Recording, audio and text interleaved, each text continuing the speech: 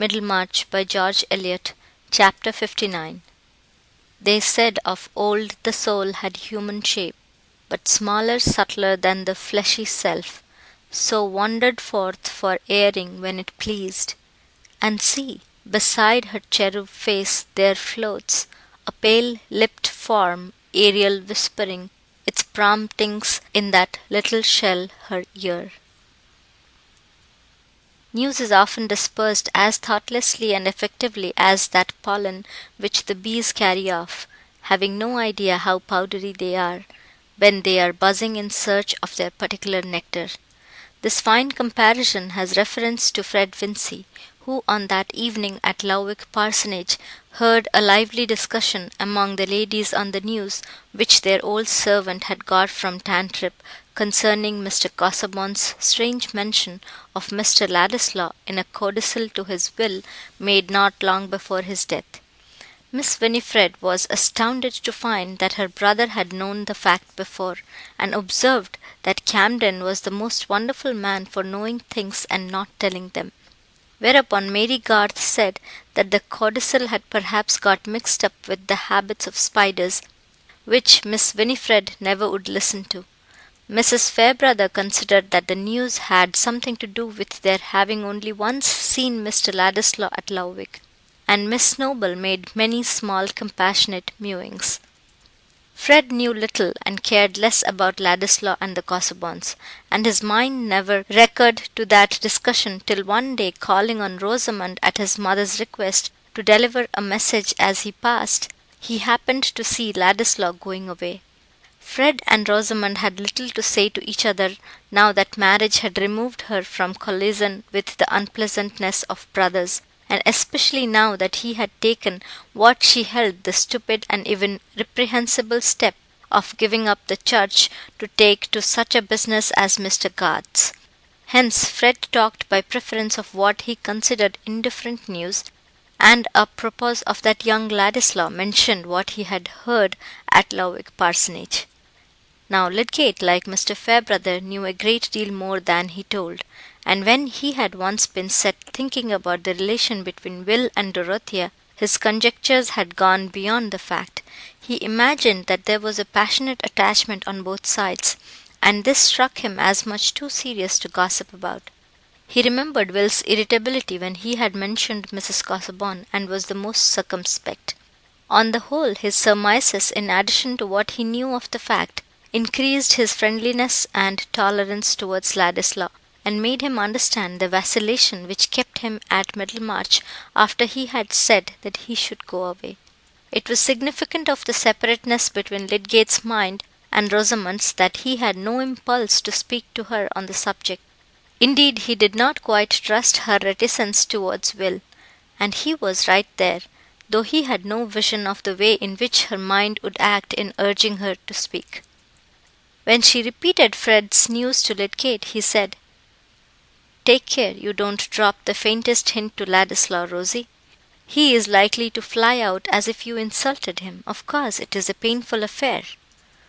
Rosamond turned her neck and patted her hair, looking the image of placid indifference.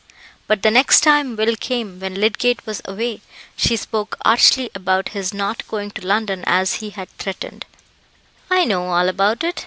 I have a confidential little bird," said she, showing very pretty airs of her head over the bit of work held high between her active fingers. "There is a powerful magnet in this neighbourhood." "To be sure there is. Nobody knows that better than you," said Will, with light gallantry, but inwardly prepared to be angry. "It is really the most charming romance. Mr. Casaubon, jealous and foreseeing that there was no one else whom Mrs. Casaubon would so much like to marry, and no one who would so much like to marry her as a certain gentleman, and then laying a plan to spoil all by making her forfeit her property if she did marry that gentleman, and then, oh, I have no doubt the end will be thoroughly romantic." "Great God, what do you mean?" said Will, flushing over face and ears, his features seeming to change as if he had had a violent shake. "Don't joke. Tell me what you mean." You don't really know, said Rosamond, no longer playful, and desiring nothing better than to tell in order that she might evoke effects. No, he returned impatiently. Don't know that Mr. Casaubon has left it in his will that if Mrs. Casaubon marries you, she is to forfeit all her property? How do you know that it is true? Said Will eagerly. My brother Fred heard it from the Fairbrothers. Will started up from his chair and reached his hat. I dare say she likes you better than the property, said Rosamond, looking at him from a distance.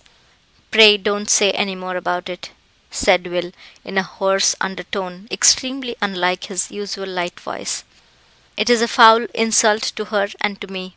Then he sat down absently, looking before him, but seeing nothing. Now you are angry with me, said Rosamond. It is too bad to bear me malice. You ought to be obliged to me for telling you. So I am, said Will abruptly, speaking with that kind of double soul which belongs to dreamers who answer questions. I expect to hear of the marriage, said Rosamond playfully. Never. You will never hear of the marriage.